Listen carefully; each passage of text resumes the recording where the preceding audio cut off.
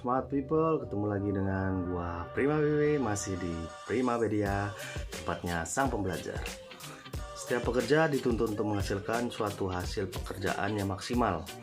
Intinya seseorang selalu dituntut produktivitas dalam bekerja. Nah, produktivitas dibutuhkan agar perusahaan dapat memperoleh output yang sebesar-besarnya, sehingga kegiatan operasional perusahaan bisa dapat berjalan dengan lancar. Nah, hasil dengan demikian produktivitas kerja ini menjadi perbandingan secara matematis, yaitu perbandingan antara hasil kerja yang sudah dicapai dengan jumlah sumber daya yang digunakan dalam sebuah produksi. Perbandingan ini membutuhkan indikator produktivitas kerja untuk mengukurnya, sehingga bisa didapatkan perhitungan yang jelas terhadap hasil akhir yang dicapai.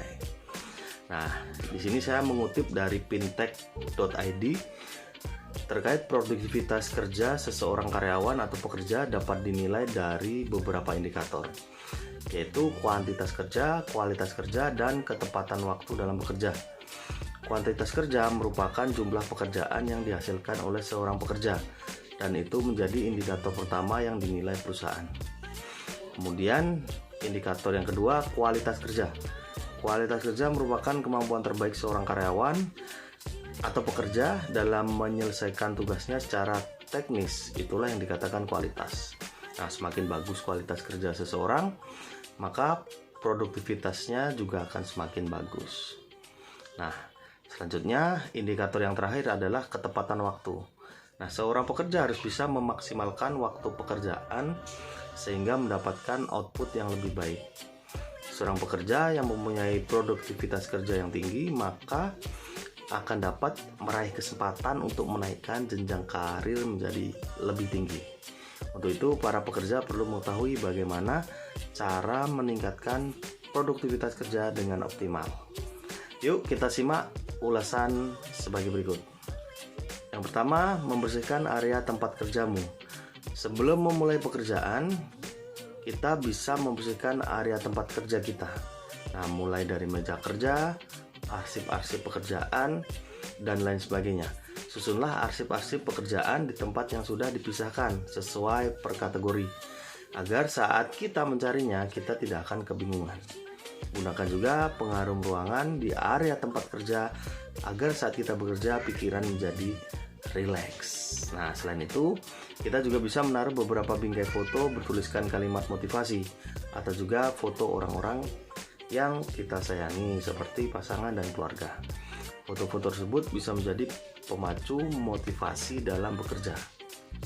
Nah, dengan kita membersihkan area tempat kerja, kita juga bisa bekerja menjadi nyaman, sehingga dengan ini kita bisa fokus untuk melakukan pekerjaan. Nah, selanjutnya yang kedua yaitu menghindari multitasking. Dalam bekerja, hindari untuk multitasking, karena nyatanya mengerjakan pekerjaan sekaligus dalam satu waktu akan membuatmu kelelahan. Selain itu, hasilnya tidak akan maksimal dibandingkan jika kita memfokuskan pada satu pekerjaan di satu waktu. Seperti misalnya hasil pekerjaan tidak mendetail ataupun terdapat banyak kesalahan dalam beberapa pekerjaan tersebut. Untuk itu, mulailah pada satu tugas. Setelah selesai, baru beralih pada tugas selanjutnya. Nah, yang ketiga, membuat daftar pekerjaan. Untuk memaksimalkan kegiatan pekerjaan, buatlah daftar pekerjaanmu. Buatlah daftar pekerjaan dengan rinci agar bisa membantu kita menyelesaikan pekerjaan.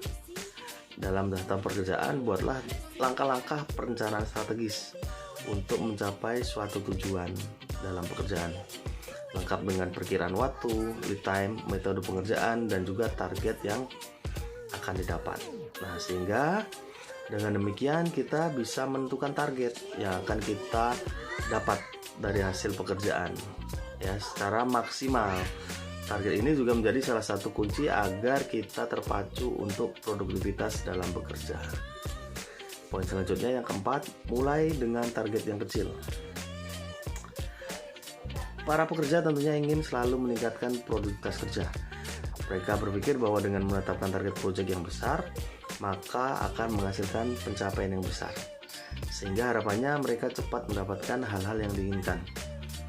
Nah, kenyataannya menetapkan target yang besar justru akan menurunkan produktivitas kerja. Apalagi seseorang yang belum ahli dalam mengerjakannya. Karena terfokus pada target pekerjaan yang besar, kemudian mendapatkan kesulitan.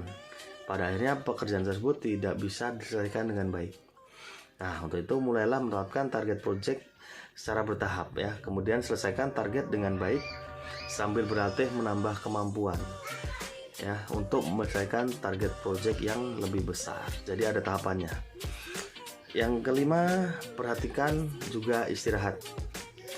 Walaupun daftar pekerjaan masih banyak, namun jangan lupa bahwa tubuh juga membutuhkan istirahat. Istirahat yang cukup dapat membuat tubuh dan pikiran kembali segar.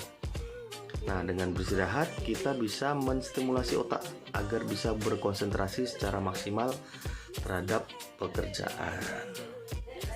Nah, yang keenam, bangkitkan semangat kerjamu. Selain harus dapat menentukan target, kamu juga bisa membangkitkan semangat dalam dirimu. Bangunlah tekad yang kuat agar terpacu untuk selalu memberikan yang terbaik di setiap performa atau penampilan kerja. Ya. Selanjutnya, lakukan evaluasi. Ini yang terakhir ya, lakukan evaluasi. Setelah melakukan semua cara di atas yang tadi disebutkan, penting untuk kita melakukan evaluasi terhadap hasil kinerja. Bagaimana target pencapaian, apakah sudah sesuai dengan perencanaan, terus apa langkah-langkah strategi selanjutnya. Lakukan evaluasi sesuai dengan pertimbangan, baik itu evaluasi per minggu, per bulan, ataupun per project yang sudah kita laksanakan. Nah, itu dia tadi cara meningkatkan produktivitas kerja dengan optimal. Semoga bisa bermanfaat. Kita berjumpa lagi di Primapedia berikutnya. Bye.